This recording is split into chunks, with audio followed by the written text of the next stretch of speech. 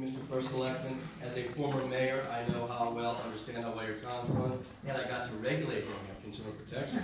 And he not only followed the rules, but he actually taught me how his business runs, which is a big help in my learning curve as a regulator. Jonathan Harris, running for governor, and why? Time to step up. Why the emperor has no clothes anymore.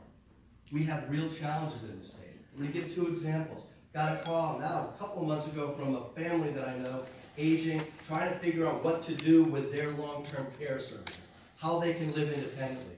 They have a son, now an adult, that has a severe disability. They don't know where to place the son. That's a failure of our service delivery, failure of our progressive values. My son just graduated UConn last year. He wants to stay in Connecticut, but it seems like all of his opportunities are in Boston or New York. That is an issue that we have to tackle. But perhaps even more challenging than the challenges is the fact that everybody is so negative. Everybody seems to want to just chuck rocks at one another as opposed to getting around the table, listening to each other, and creating common sense solutions, being collaborative.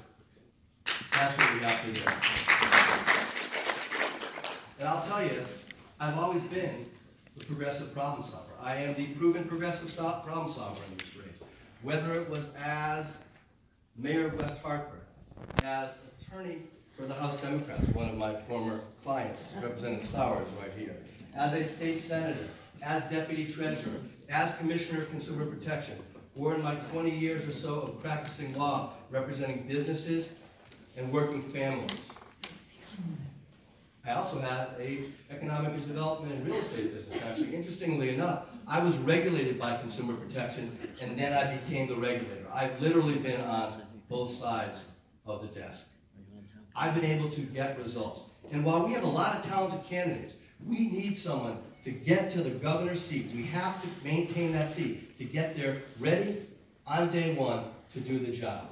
Whether it's within the executive branch, whether it's executive to legislative relationships, I not only know where the bathrooms are, I know policy, I know the people, I understand the process.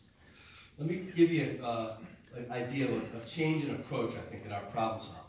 When I was a kid, and at this time of the year, and I think Ned really likes this story, right? He's heard it a lot of times, as have the others. When I was, baseball season was coming, I opened this book, and it said the outfielder has to run to where the ball is going to land. But for far too long, our state government has stood still and expected the ball to come to us. In fact, sometimes even looking back, saying, where's the ball? So we have to have that longer-term horizon on our problem solving, on our planning. Let me give you a few examples of progressive problem solving. I'm mayor of West Hartford. The Republicans for 4 years, the so-called fiscal conservatives, had run the place into the ground, never wanting to raise taxes even smoothly to pay for things. We had no fire contract. We brought labor and management together, and we redesigned, reinvented our fire service from a 50s model to a 21st century model that saved the taxpayers dollars and were fair to the workers that were protecting us. When I was in the Senate, we found out that the Catholic hospitals were not providing the Plan B emergency contraceptive to the survivors of sexual assaults. They wanted literally these people to go out and like stand on the corner and get a cab to another hospital. Completely unacceptable. We brought everybody together, including the church, and worked out a bill that not only provided the Plan B contraceptive to the survivors, but was a better model of dealing with them in the traumatic times that they were facing. When I was in the Senate also, we realized that we didn't have enough health care provision. We created our own version of the public option called Sustanet, something that we now have to dust off and make sure that if Washington's not going to provide our health care, we will provide it for our citizens here in Connecticut. And finally, at Consumer Protection, given more to do with less, we built the cutting-edge medical marijuana program that is providing veterans with PTSD, people suffering from cancer, hospice, children seizing dozens of times a day, another good healthcare choice. That is progressive problem solving. I want to give you quickly sort of an overview and a couple pathways I think that we have to get out of this rut. One, when it comes down to it, it's all about education and jobs. You do education and jobs right, you have the bandwidth, the resources, the human capital to be able to tackle so many more policy issues.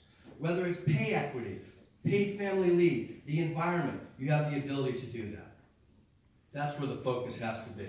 3 pathways. 1, we have to refocus, reinvent our government like I did in West Hartford, like I did in consumer protection, to hit the service delivery, whether it's education at all levels, healthcare, long-term care, taking care of people with disabilities, and focus on those critical service delivery.